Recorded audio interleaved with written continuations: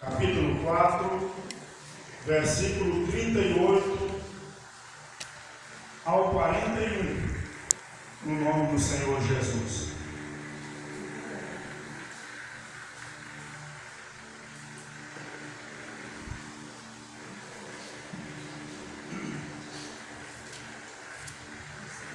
Segundo livro dos Reis, capítulo 4, versículo 38 ao 41, nós vamos ler e meditar na santa palavra de Deus. Amém, Jesus? Vamos para a leitura do texto sagrado. Voltou Eliseu para Gilgal. Havia fome naquela terra,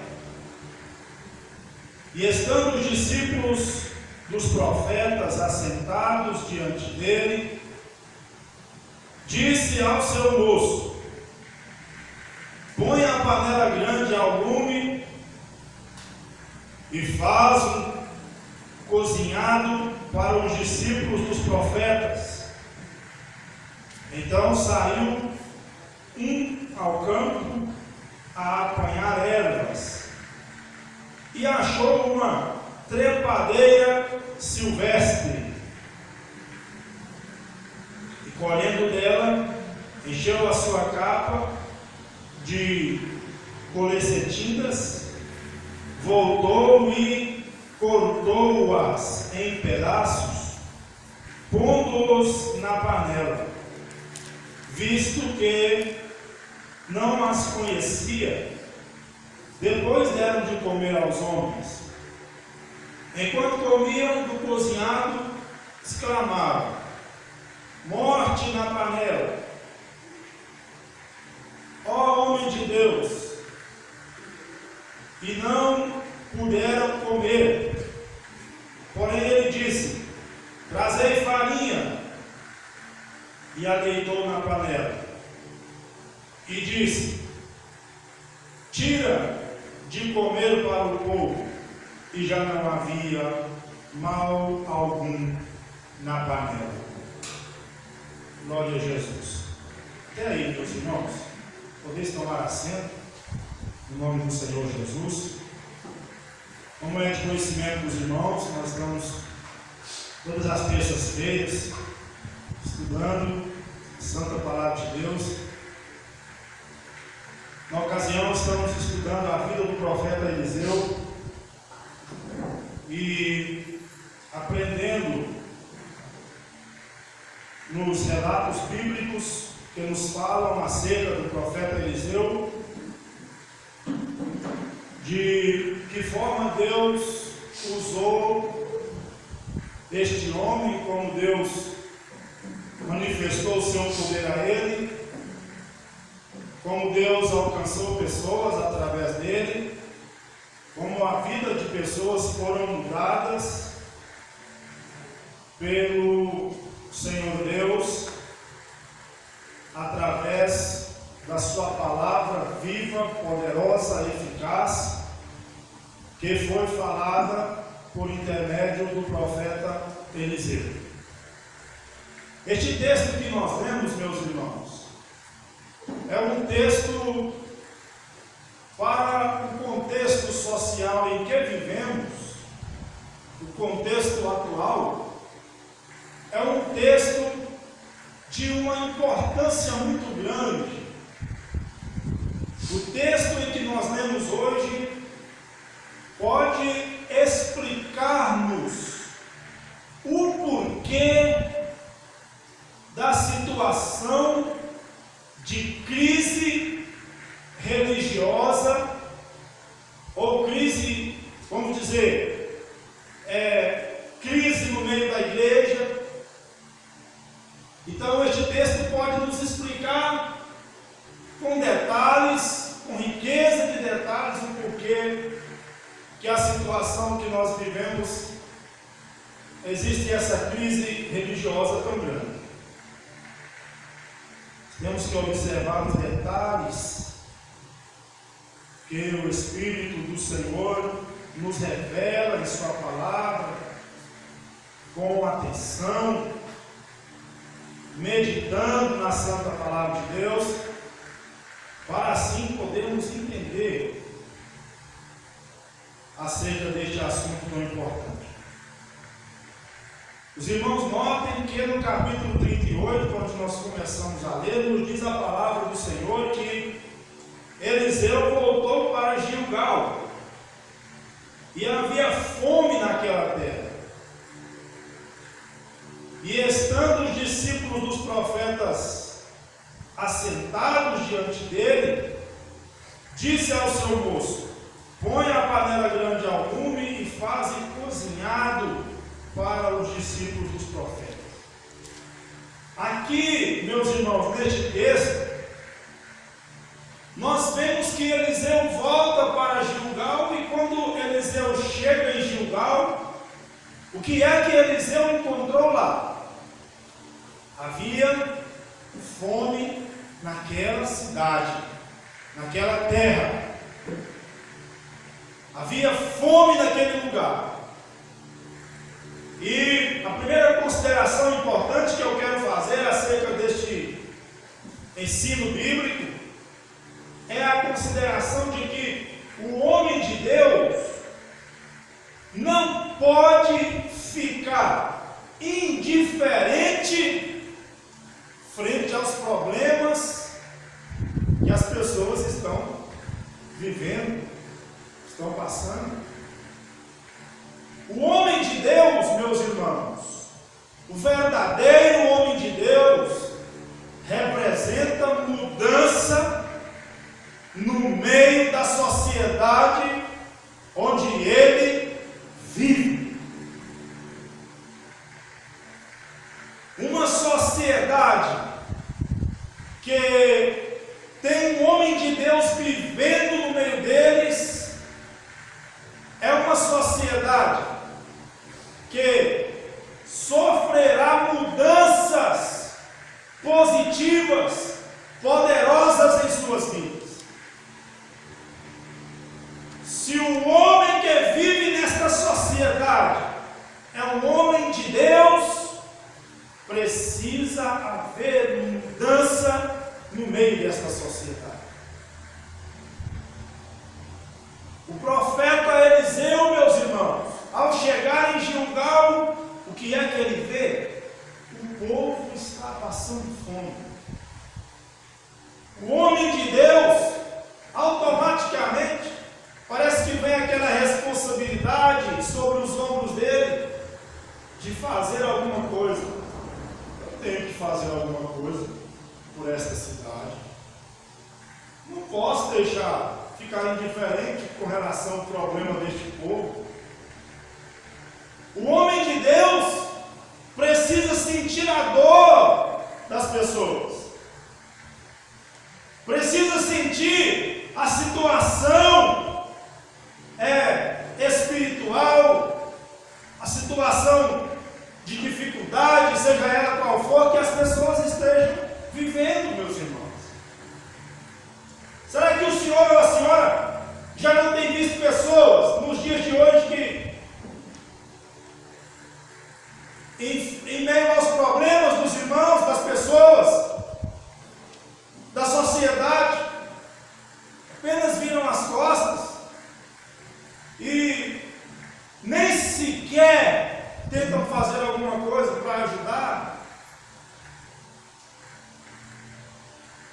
O Eliseu, o homem de Deus, o profeta Eliseu, quando chegou em Gilgal e viu a situação de fome que o povo estava, automaticamente ele já quis de alguma forma cuidar para que houvesse mudança na situação daquele povo.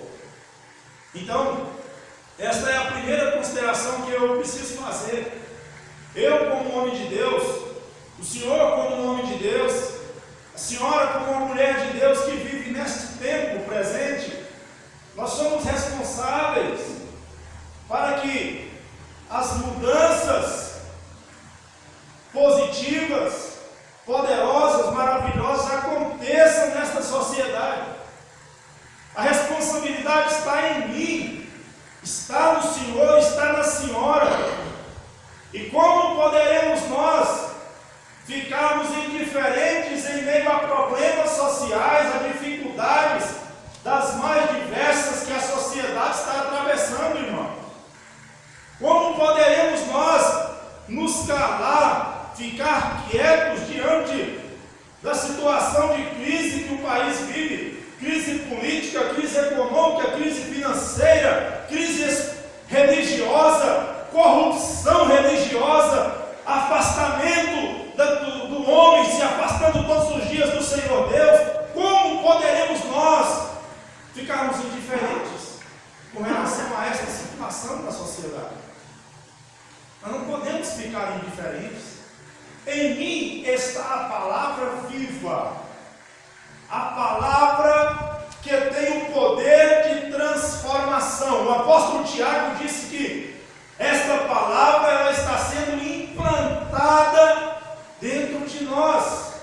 Aleluia! O Espírito Santo de Deus está sendo derramado por Deus. O amor de Deus está sendo derramado sobre os nossos corações.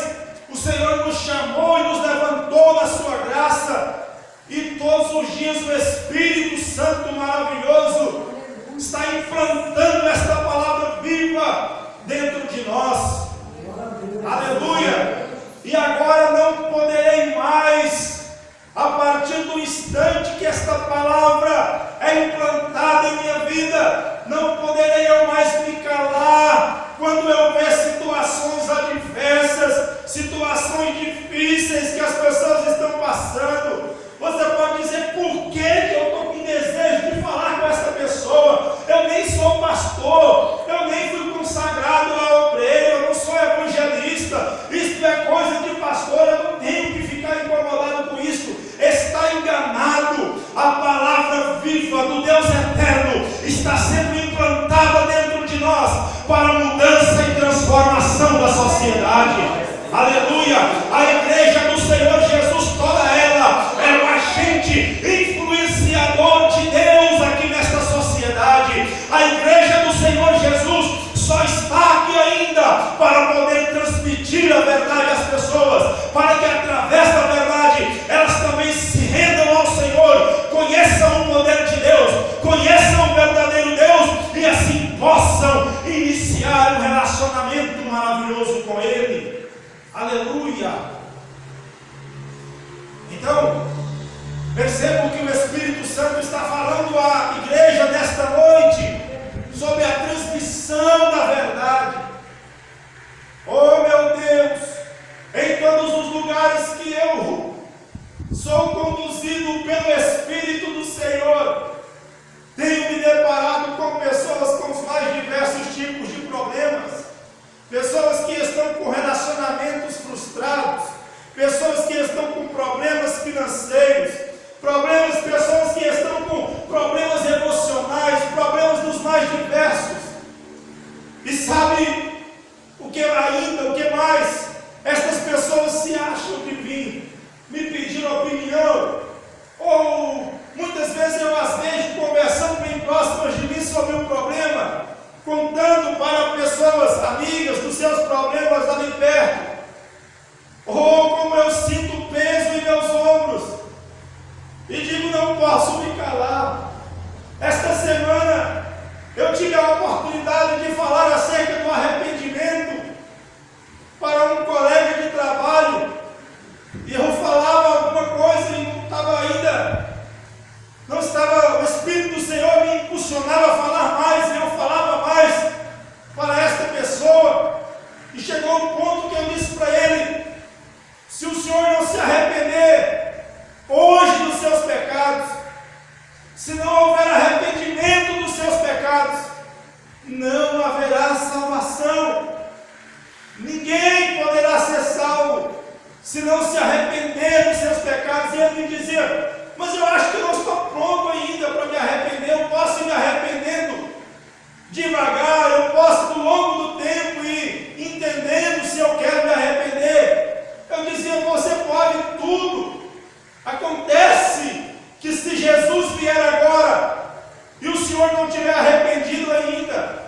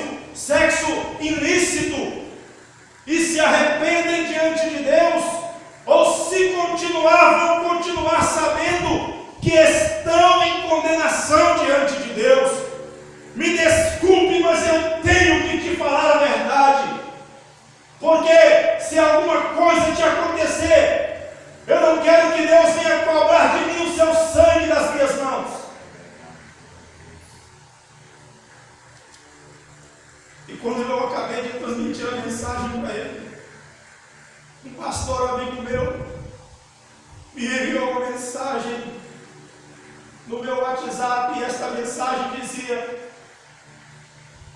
muitas vezes é difícil falar a verdade, mas mais difícil ainda é se calar e não falar. E eu disse: meu Deus, oh meu Deus, o Senhor está no controle de tudo, até das minhas palavras, de todos os meus momentos. E eu me alegrei na presença de Deus, porque eu não me acovardei à responsabilidade que me foi confiada por Deus de transmitir a verdade aos homens. Então, meus irmãos, não podemos ficar indiferentes frente à crise, à situação pecaminosa, à situação de fome que a sociedade está vivendo. O texto, meus irmãos, nos relata um acontecimento literal que aconteceu nos dias do profeta Eliseu. Pastor, como poderemos fazer uma aplicação pessoal deste texto para os nossos dias? Meus irmãos, vamos começar dizendo que a sociedade de hoje está também faminta, está com fome, está com sede das coisas espirituais. Muito embora o príncipe deste século tenha cegado o entendimento das pessoas, para que não lhes resplandeça a luz do Evangelho, assim nos diz a Santa Escritura. Meus irmãos, mas há uma sede muito grande das pessoas. E como que nós podemos perceber esta sede? É quando nós vemos pessoas que se agarram em relacionamentos para tentar ser felizes, pessoas que se agarram em fortuna, em riquezas, pessoas que se agarram no saber, no conhecimento, buscando a qualquer custo a felicidade para as suas vidas. E depois elas acabam se frustrando, porque descobrem que passaram a vida toda, a vida inteira à procura desta felicidade, e a felicidade não estava onde elas dedicaram a maior parte do seu tempo, ou todo o tempo da sua vida. Ficam frustradas, porque não há felicidade para o homem distante de Deus. Não há felicidade para o mundo caído, para o mundo perdido. Mas a verdade é que eles têm sede da palavra de Deus. Tendo sede da Santa Escritura, hoje, meus irmãos, é possível saciar a sua sede. A sede, a fome que eles têm do Senhor pode ser saciada através de um relacionamento íntimo, puro e verdadeiro com o Senhor Deus. Acontece que muitas vezes as pessoas procuram Deus em templos luxuosos, magníficos, procuram Deus em coisas grandes, procuram Deus em coisas que não se pode achar. E a vontade de Deus é exatamente se revelar para estas pessoas. Deus deseja se apresentar ao homem. Deus deseja se revelar a ele, a todo ele.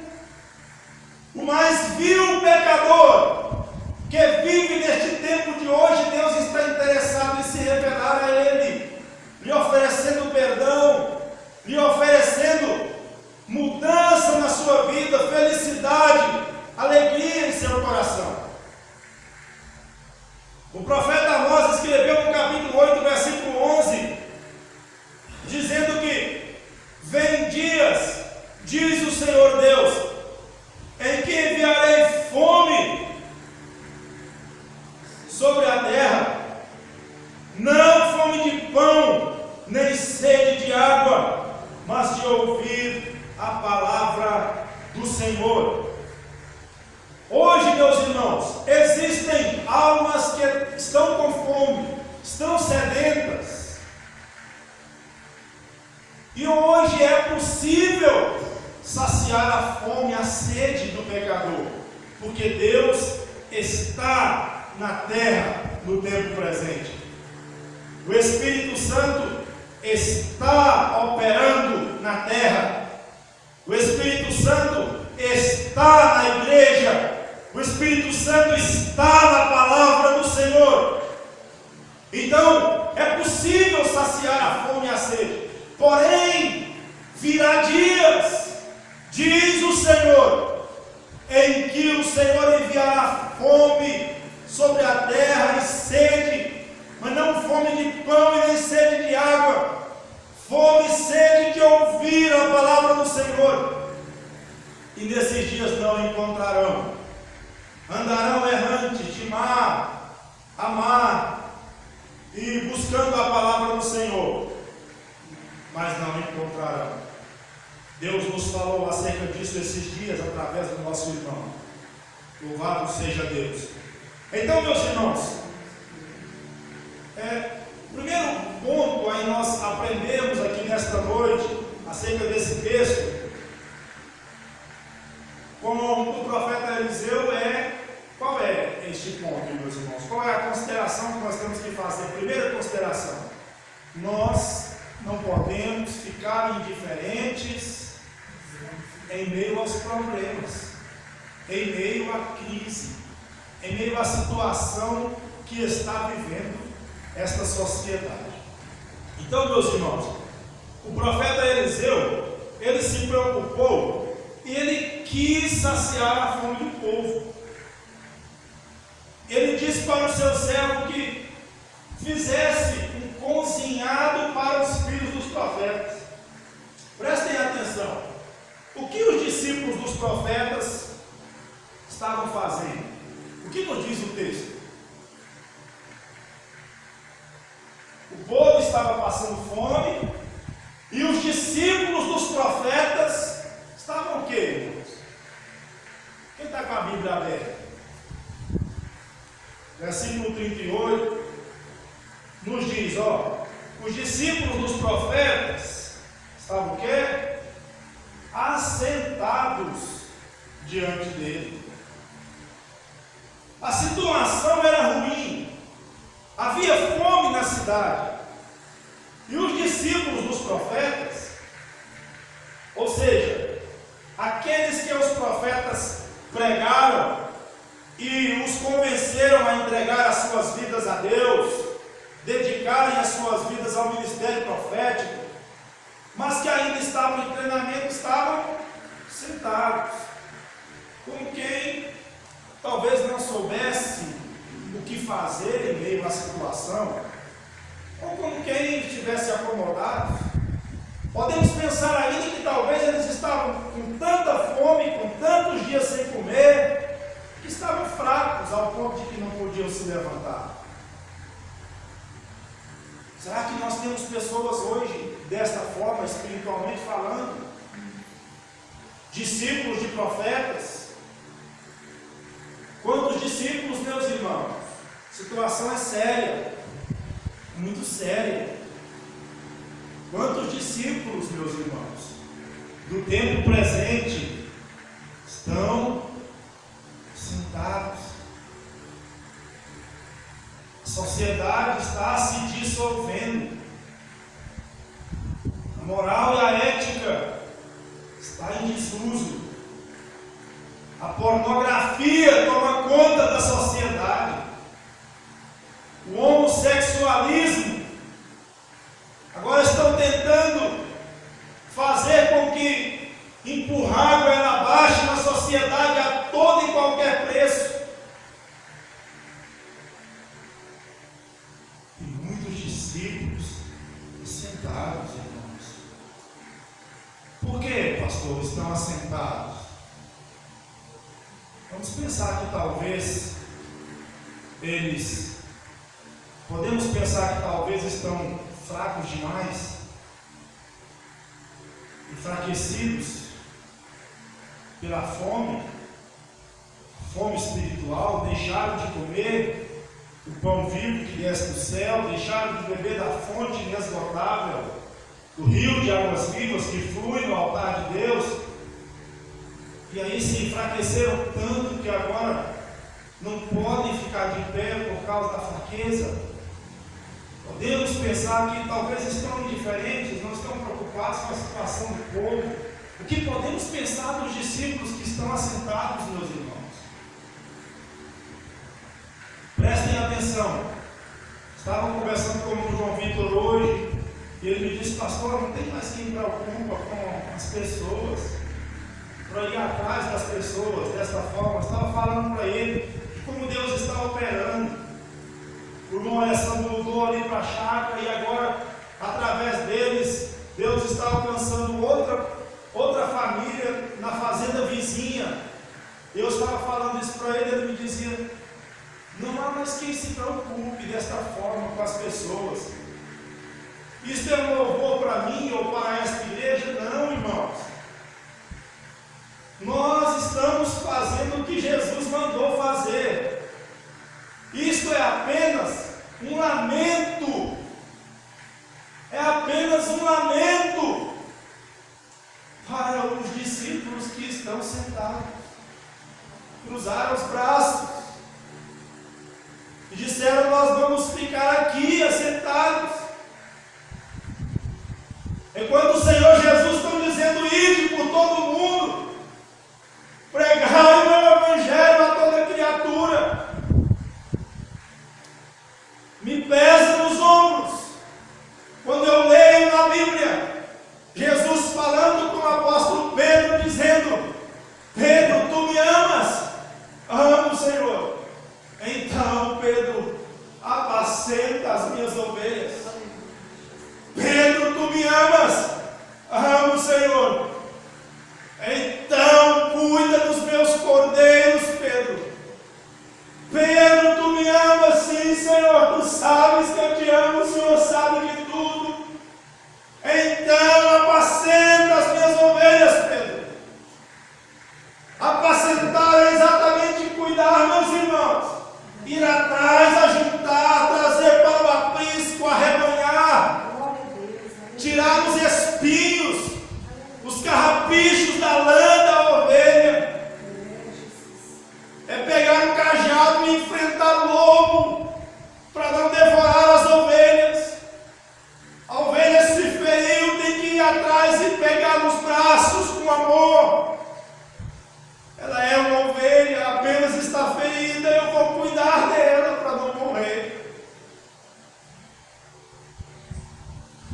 É triste a situação espiritual, ou melhor, religiosa da época, porque os discípulos estão sentados.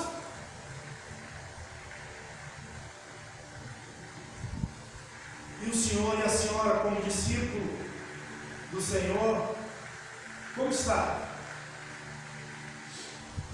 Como está o Senhor como discípulo?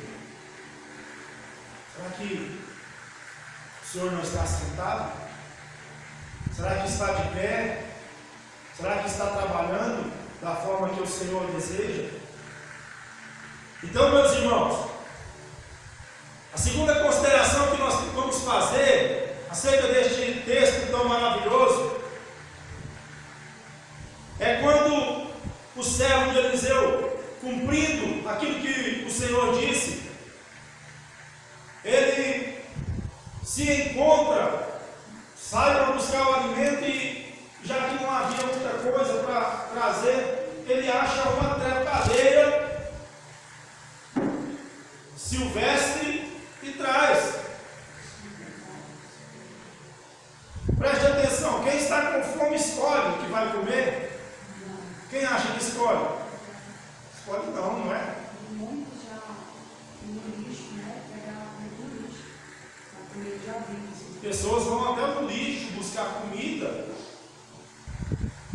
Só escolhe o que vai comer quem tem muita comida para comer. Aí ele diz: eu vou hoje comer carne assada. É a mesma faca, né? Tem a mesma faca.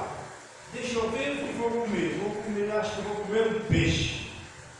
Como é bom comer peixe, né? Acho que eu vou comer salada. As mulheres, né? Vou comer salada. Para manter a dieta, para não engordar. Quando tem muita comida, aí pode escolher, né?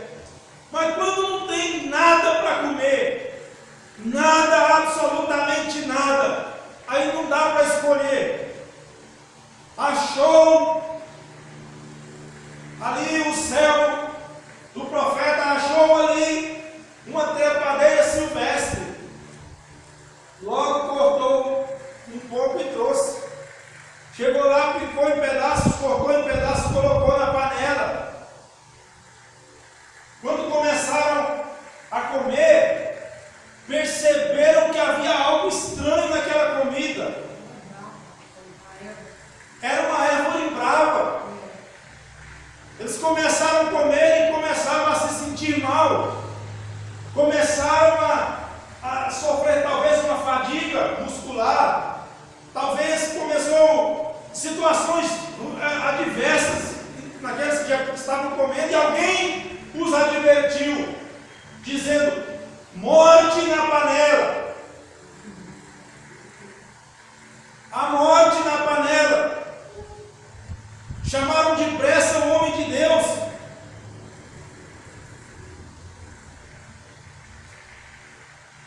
Mandaram chamar depressa o profeta. E o profeta, quando chegou, meus irmãos, ele tinha uma solução para aquela situação. Como nós dizemos, o homem de Deus tem a solução para a sociedade caída. Qual é a solução, meus irmãos? Jesus. Jesus, o Senhor dos céus e da terra. Jesus é a solução para os problemas da sociedade. Meus irmãos, quando eles detectaram que havia morte na panela, por que, meus irmãos? É porque os irmãos se lembram do texto escrito no Evangelho do Senhor Jesus, escrito pelo evangelista João, capítulo 15, verso 1. O Senhor diz assim, eu sou a videira verdadeira. Glória a Deus. Sabe por que havia morte naquela panela? Porque a videira que aquele servo do profeta trouxe não era a videira verdadeira. Não era o Senhor. Pastor, o que significa isso? Significa que as pessoas estão se alimentando de muita coisa que não vem de Deus. Não é Deus que está trazendo aquilo para elas. Eu vou explicar bem detalhadamente, todos vão entender. Prestem atenção. Na simbologia bíblica, vamos comparar a igreja do Senhor como uma grande panela. Uma grande panela. A igreja, pastor? Sim, uma grande panela. Desta panela sai o alimento para todos que têm fome. É uma simples simbologia que nós estamos fazendo. É uma grande panela.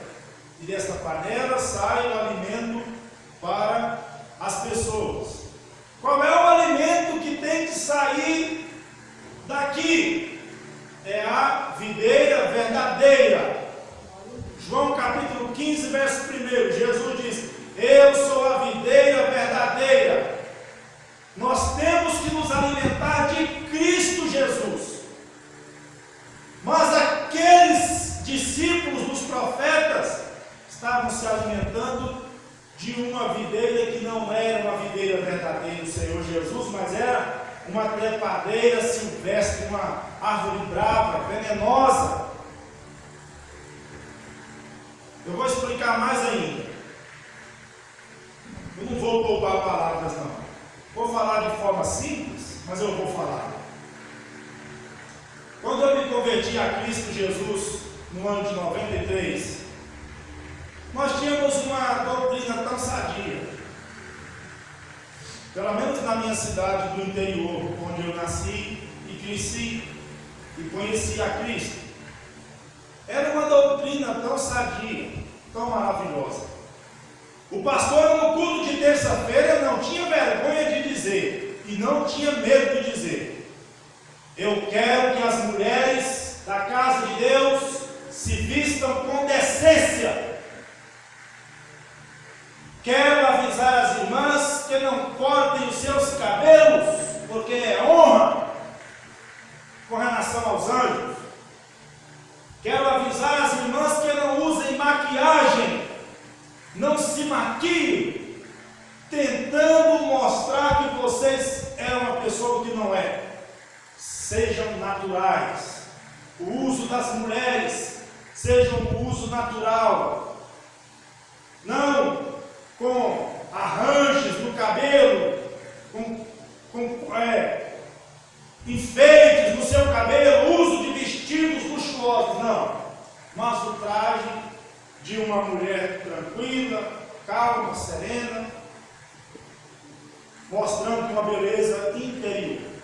O pastor não media a palavra para falar isso. O pastor falava abertamente para os irmãos: vistam-se com decência. É preciso usar a calça de perna comprida, que tampa toda a perna. É preciso cortar o cabelo baixinho. É preciso cuidar de tudo que é necessário. Homem de Deus não vive correndo atrás de bola, não precisa disso. E nem um outro tipo de jogo, não. Homem de Deus tem uma outra carreira para correr. A doutrina era sadia. Mas com o passar do tempo, meus irmãos, Satanás entrou, infiltrou no meio de muita gente e inverteu as coisas. Inverteu as coisas de forma que as pessoas começaram a dizer: eu me lembro bem, isso aqui não tem nada a ver, todo mundo faz. Algumas irmãs diziam: isso aqui está tudo certo, todas as irmãs usam. Isso aqui pode, isso aqui não vai, Deus quer só o coração. Me lembro quando começou essa conversa.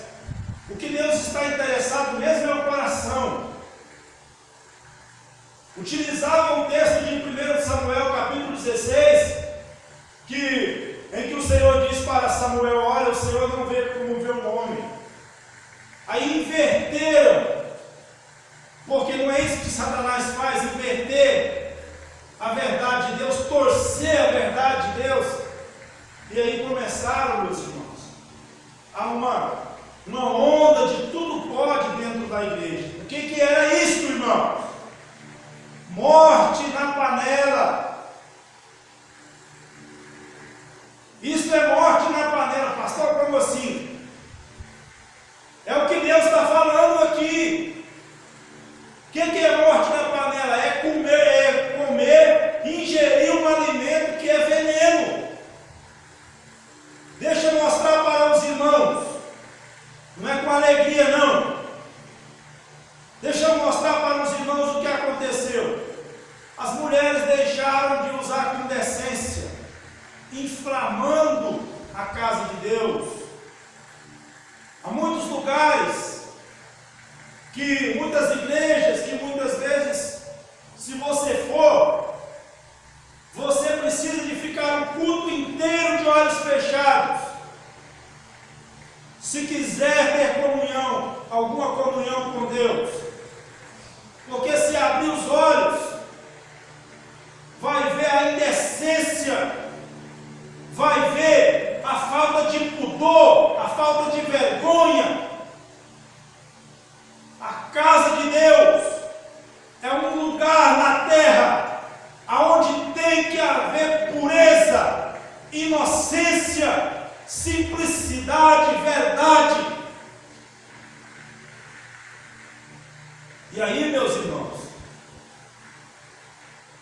a casa de Deus não é só feita para os santos. existem aqueles que estão sendo santificados por Deus, existem outros que estão chegando para conhecer Jesus, convidados, trazidos pelo Espírito Santo, e quando chegam na igreja, precisam de libertação, aceitar a Cristo para serem libertos. E aí, se ele chega na casa de Deus, buscando um relacionamento com Deus, e não há pureza, não há pudor, não há decência, como esta pessoa poderá ser livre? Como esta pessoa poderá se libertar da vida pecaminosa em que vivia?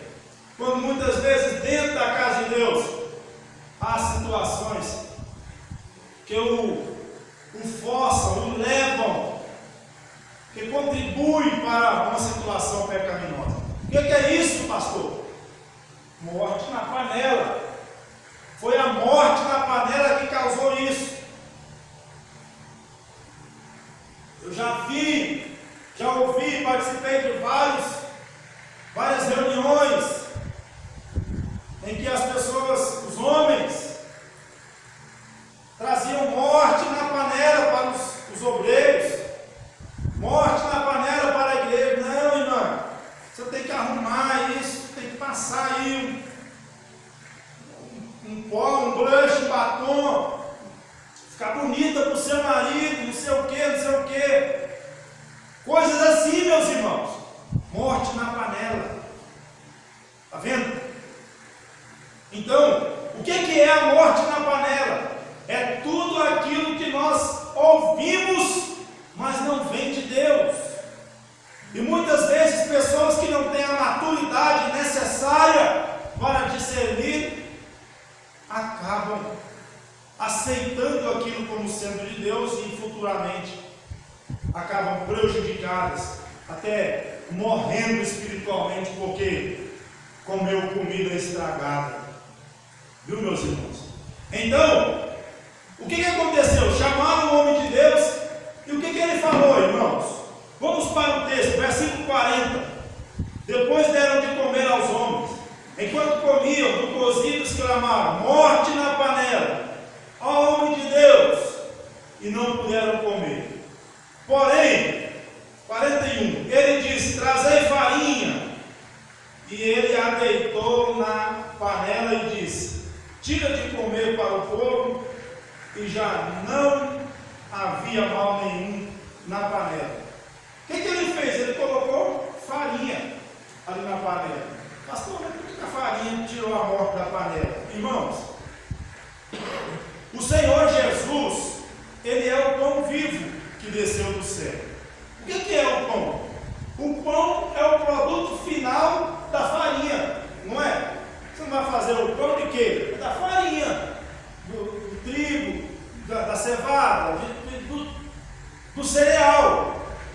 Então, meus irmãos, a farinha que Eliseu coloca na panela é uma tipologia de Cristo. O que é a panela que nós dissemos? Comparamos a panela com a igreja.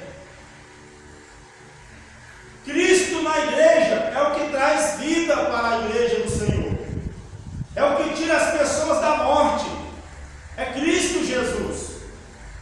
E nós encontramos Cristo na igreja, buscando ao Senhor em oração, santificando nossas vidas, dedicando nossas vidas à leitura, ao estudo da palavra de Deus. O Senhor se revela a nós, meus irmãos, quando nós verdadeiramente queremos um relacionamento íntimo, pessoal e verdadeiro com o Senhor. Aleluia. Eu fiz ainda alguns apanhados para nós estudarmos com os irmãos. Não será possível vermos ainda muitas coisas importantes, mas nós podemos ver acerca disso, que o apóstolo Paulo, eu gostaria que alguns dos irmãos lessem, por favor, 1 Timóteo capítulo 4, versículo 1 e 2, ele nos fala de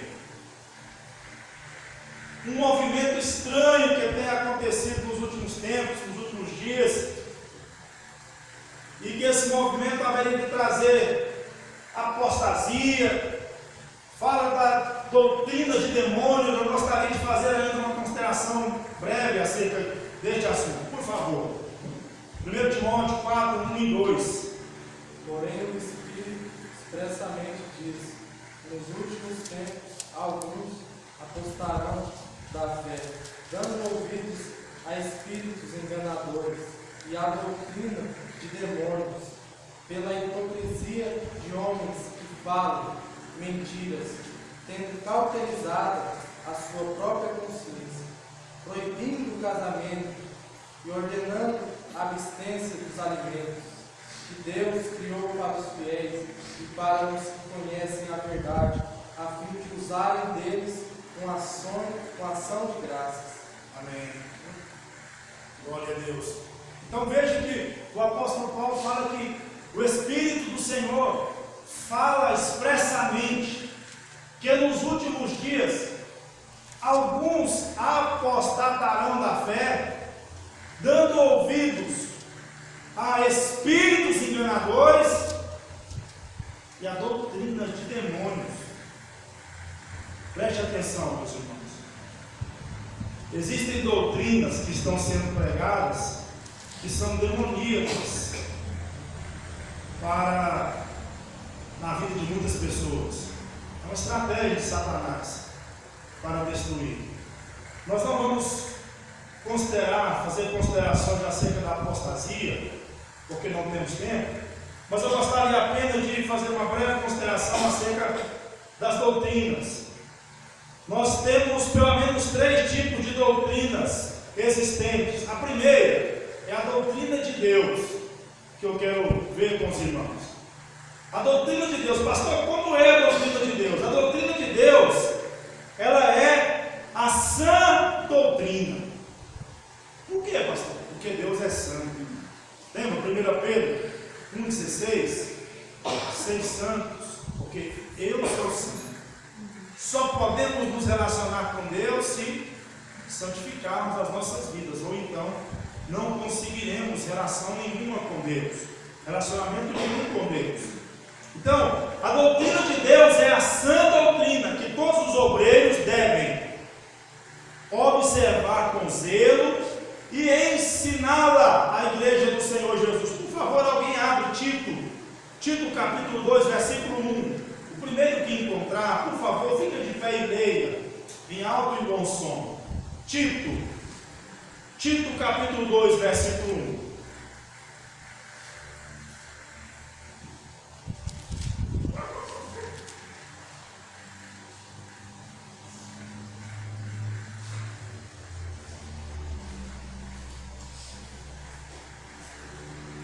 Amém? Quem achou pode ler, por favor. Capítulo 2, versículo 1. Mas você, Tito, ensine o que está de acordo com a doutrina verdadeira. Ensine os mais velhos a serem moderados, sérios, prudentes e firmes na fé, no amor e na perseverança. Aconselhe também as mulheres mais idosas a viverem como devem viver as mulheres dedicadas a Deus, que elas não sejam caluniadoras nem muito chegadas ao vinho, que elas ensinem o que é bom, para que as mulheres mais jovens aprendam a amar o marido e os filhos, e a ser prudentes, puras, boas donas de casa, obedientes ao marido, a fim de que ninguém fale mal da mensagem de Deus. Aconselhe também os homens mais jovens a serem prudentes. Você mesmo deve ser em tudo um exemplo de boa conduta. Seja sincero e sério quando estiver ensinando. Use palavras certas para que ninguém possa criticá-lo e para que os inimigos fiquem envergonhados, porque não tem nada de mal a dizer ao nosso espírito, que os escravos obedeçam os seus donos e agradem em tudo, que não sejam respondões nem roubem os seus donos, Pelo contrário, que eles mostrem que são sempre bons e fiéis em tudo o que fazem. Desse modo, por causa das coisas que fizerem, todos falarão bem da doutrina a respeito de Deus, nosso Salvador. Pois Deus revelou a sua graça para dar a salvação a todos. Essa graça nos ensina a abandonarmos a descrença, as paixões mundanas, a vivermos neste mundo uma vida prudente, correta, dedicada a Deus, enquanto ficamos esperando o dia feliz em que aparecerá a glória do nosso grande Deus e Salvador Jesus Cristo. Foi Ele quem se deu a si mesmo por nós, a fim de nos livrarmos de toda maldade e de nos purificar, fazendo de nós um povo que permanece somente a Ele e que se dedica a fazer o bem. Ensine essas coisas, use a todas sua autoridade para animar e também para repreender os seus ouvintes, e que ninguém despreze você. Amém.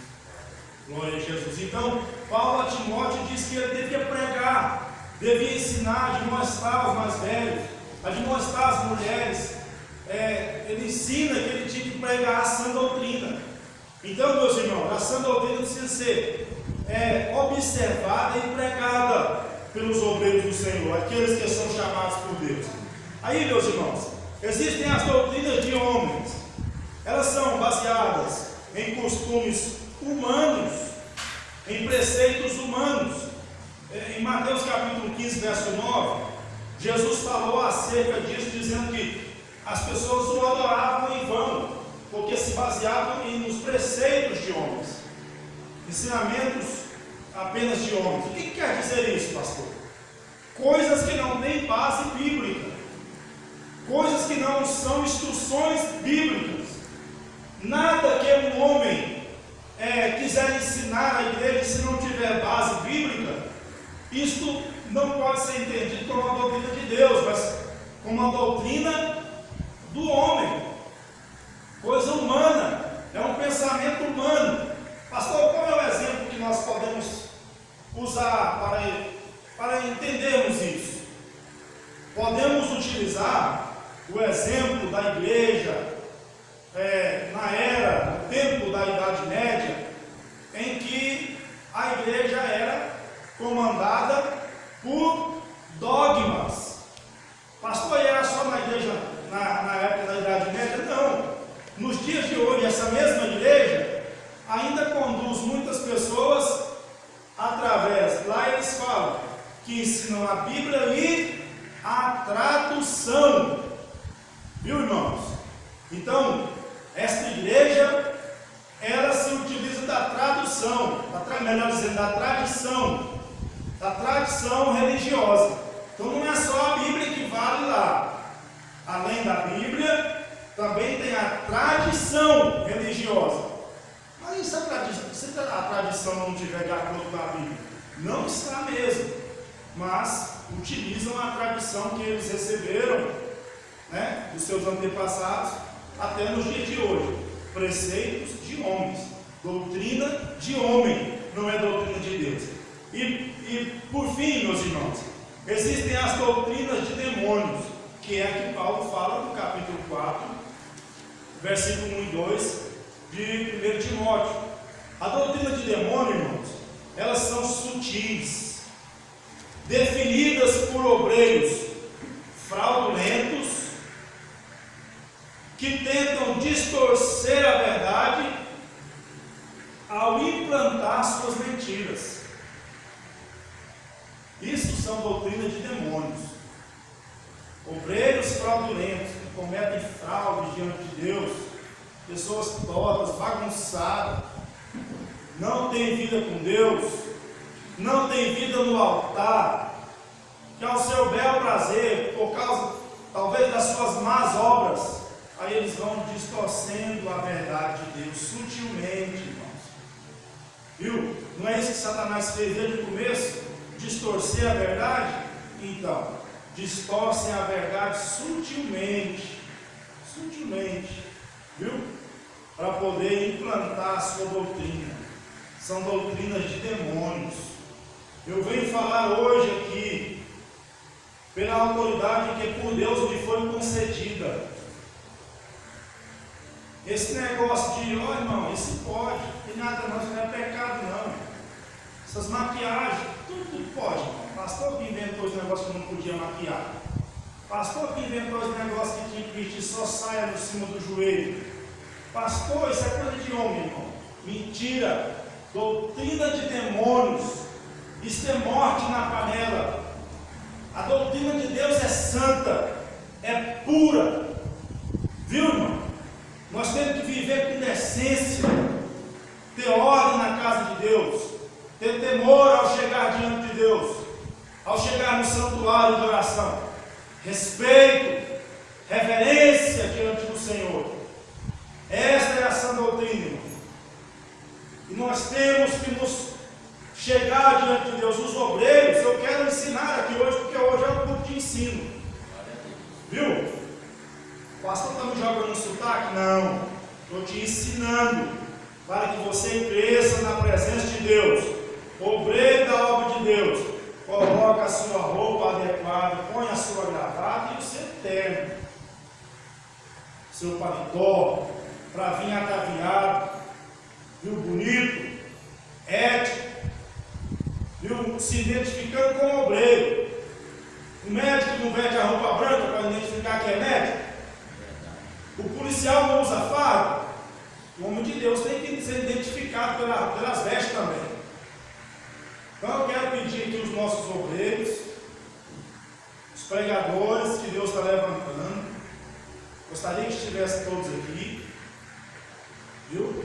Eu tenho observado, até tenho uma consideração que eu preciso fazer com o irmão, mas isso é pessoal, é individualmente, que a gente tem todo cuidado para não constranger, né? Mas eu estou me lembrando agora, nós vamos fazer essa consideração. Obreiro veste como obreiro, põe a gravata. Ó, irmão, nós temos um estatuto para obedecer. Quero lembrar os irmãos. E isto serve para os irmãos e para mim também. Viu? A espada